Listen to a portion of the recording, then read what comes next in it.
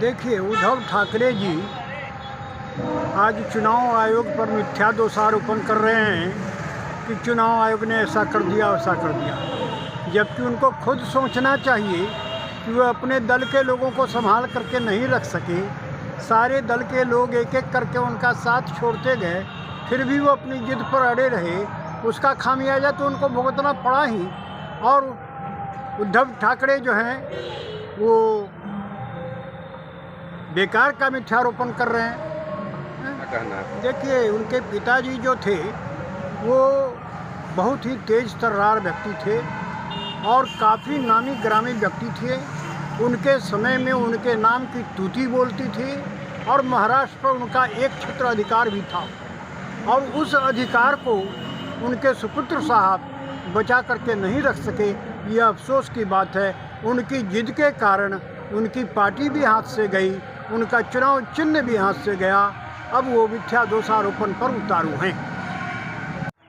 देखिए, जो शिवसेना की जो राजनीति है वो 1966 में शिवसेना का गठन हुआ था, और वहाँ से लेकर के आज तक जो शिवसेना का जो सफ़र रहा, तो वो सफ़र शिवसेना का जिस भी विचारधारा को मानती थी और जिस हिसाब से वो उनकी जो राजनीतिक गतिविधि होती थी, तो उस हिसाब से उन्होंने राजनीति की और कई बार सत्ता में वो रहे। सत्ता में रहने के बावजूद उन्होंने अपनी विचारधारा कहीं नहीं खोई थी। हाँ, इसमें ये था कि जैसे बीजेपी का जो गठबंधन था, वहाँ पे जितनी भी सरकारें लगभग बनी हैं उसमें उस गठबंधन में बीजेपी ज़रूर रही है, मगर अभी जो पीछे जो सरकार बनी उसमें कांग्रेस की भागीदारी रही, और कांग्रेस की भागीदारी से ये सरकार का गठन हुआ था। जो बात शायद सत्ता में बैठे लोग, केंद्र की सत्ता में बैठे लोग, बीजेपी के लोग को ये रास नहीं आया। तो ये कारण था, ये कारण रहा।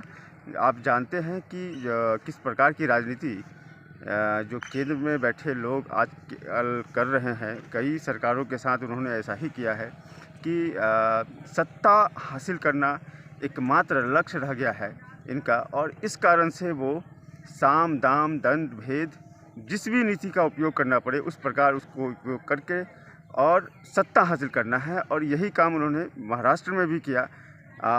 शिवसेना को तोड़ने का काम किया, उनके बीच से लोगों को उठाया।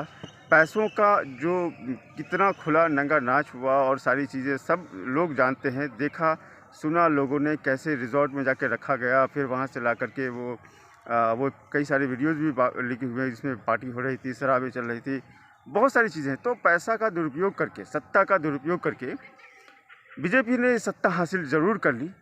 और वहाँ पे इन्होंने जो शिवसेना थी, जो कि सरकार इनकी नहीं बनी थी पीछे, तो उन्होंने शिवसेना को ही ख़त्म करने का पूरा प्लान बनाया, शिंदे को खड़ा किया। और यहाँ तक कि जिस बाल ठाकरे के साथ लगातार बीजेपी बनी रही और कई बार सत्ता में रही, उनके कारण महाराष्ट्र में उनको जगह मिली, उस शिवसेना को ही इन्होंने ख़त्म करने का काम किया। और यहाँ तक कि उनका जो सिंबल था वो भी छीनने का काम किया।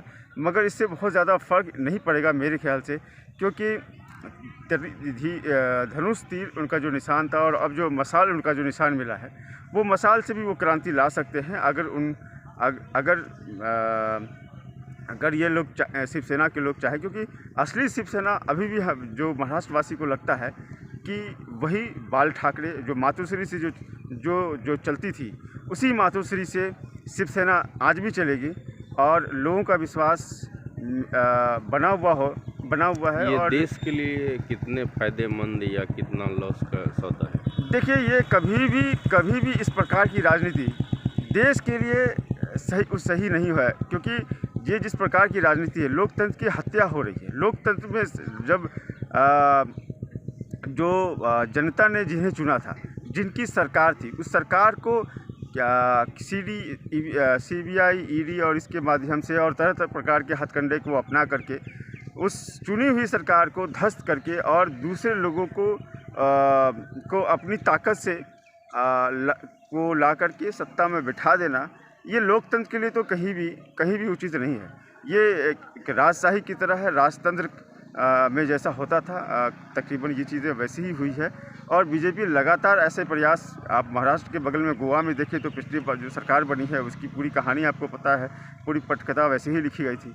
तो गोवा में, गुजरात में और भी कई अभी आपने मध्य प्रदेश में आपने देखा, तो और भी कई राज्यों में इन्होंने ऐसा किया है जो लोकतंत्र के लिए तो कतई सही नहीं है। सिर्फ सत्ता पाना ही जो है सब कुछ नहीं है। आप लोकतंत्र में जो जनता का जो मत है, जनता ने जिनको चुना है उनके द्वारा सरकार चलनी चाहिए और लोकतंत्र को बिल्कुल स्वस्थ, लोकतंत्र की जो परंपरा है वो बिल्कुल स्वस्थ रखनी चाहिए। बिहार में भी उथल पुथल है, क्या लगता है जो बिहार में भी ऐसा हो सकता है? बिल्कुल, देखिए आपने कई बार बिहार में इस प्रकार की घटनाएं आपने देखी है और कई बार ऐसी घटनाएं हो चुकी है। प्रयासरत अभी भी हैं ये लोग, मगर वही कि ये सारी चीज़ें लोकतंत्र के लिए सही नहीं है और लोकतंत्र के लिए बिल्कुल खतरा है इस तरह की चीज़ें। आप सिर्फ सत्ता पाना ही जो राजनीतिक दलों का जो है वो एम्बिशन नहीं होना चाहिए। जो जनता की सेवा आप कई माध्यम से कर सकते हैं। जनता ने अगर आपको नहीं चुना है तो ये जनता का फैसला है और जनता के फैसले को आप बदल करके अपनी हुकूमत आप लाने की कोशिश ना करें। ये लोकतंत्र के लिए अच्छा है, भारत के लिए अच्छा है, हमारे देश के लिए अच्छा है। क्या नाम हुआ? मेरा नाम नियाज़ अहमद है और मैं बिहार का प्रदेश प्रवक्ता हूँ आम आदमी पार्टी का। करनी है प्रतिभा की परीक्षाओं की तैयारी और नहीं मिल रहा है पढ़ाई करने का वातावरण, तो हम देंगे आपको एक अनुकूल वातावरण जहां मिलेगा वाईफाई, एसी, शुद्ध पेयजल, अखबार और नोटबुक की व्यवस्था, सीसीटीवी कैमरे से लैस self study centre, SM digital library near Jalsa Vivah भवन, चुनापुर रोड, पूर्णिया।